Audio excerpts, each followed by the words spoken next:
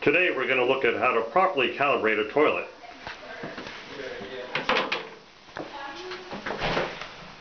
We have an existing 1/6 toilet. And you can tell it's a 1/6 toilet by the water spot, and by looking on the outside of the trapway is kind of exposed on this toilet.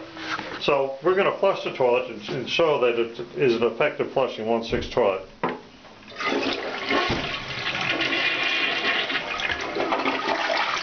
It looks like a very nice flush, but how do we know that it's actually flushing on 1.6? The way we do that is we use a device called a T5 flushometer. And this is just a flow meter. It's got a little turbine in the middle, and it's got a rubber balloon that'll prevent the water from going around the turbine. And so we insert this into the toilet and block the trapway.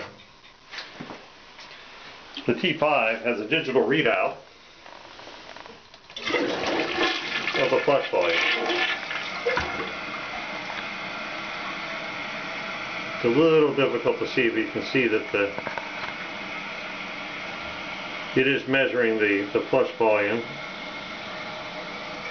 0.7, 0.8 gallons right now.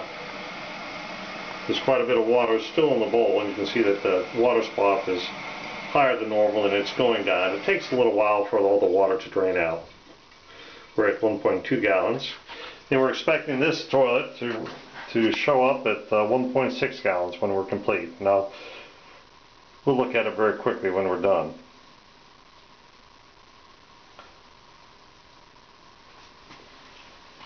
And there we go, it's finally gotten to the 1.6 flush volume. And there's where we are.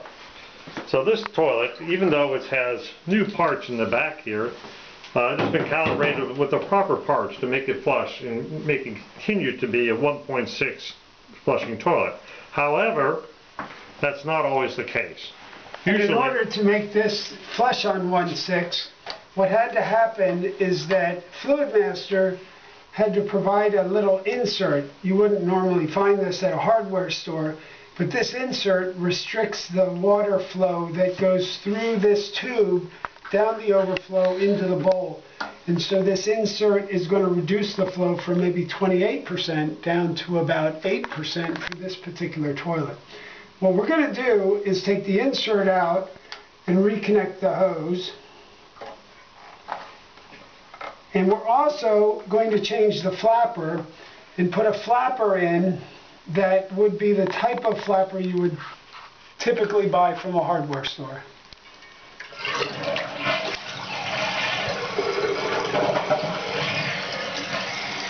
Now, the difference between the two flappers is that this flapper here has a little hole in it, and this flapper does not. This is a traditional flapper. This is a flapper for a 1/6 toilet with a bubbler. There are different types of bubblers with different size holes that will regulate the flush volume. What we're going to do is take the old flapper out, put this new one in that does not have a bubbler. It is not an early closure flapper. We'll let the toilet fill up.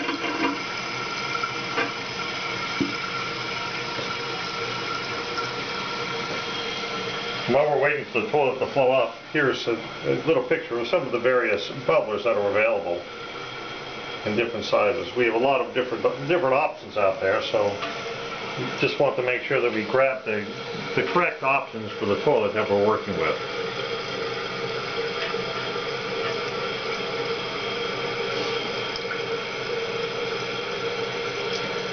A lot of the water right now that's going down this overflow tube is going into the bowl, but because of the trapway, the bowl doesn't overflow.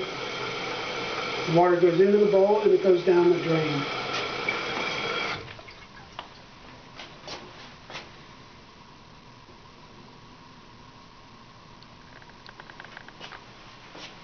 So we're going to do a new flush, and we're just going to use it with the Fluidmaster without the restrictor and the flapper without the early closure. We'll set it 0, and we'll flush it this way.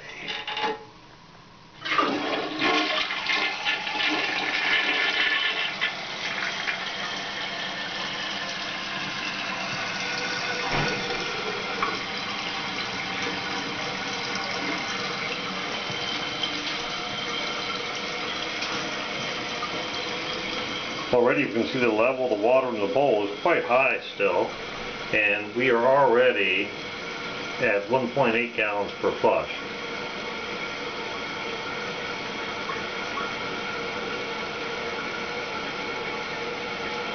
.4, 2.5, 2.6, 2.7, 2.8, 2.9, 3 gallons.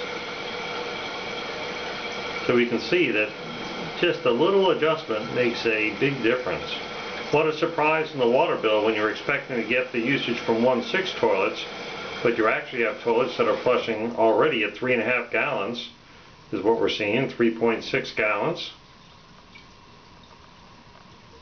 3.7, 8,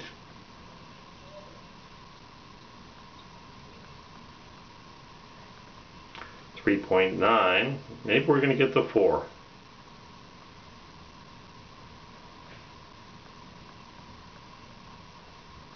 I think we're stopping at 3.9.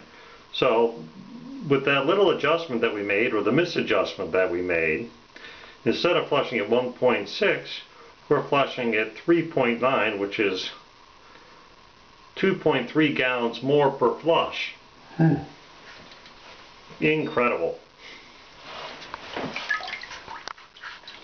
Good. We could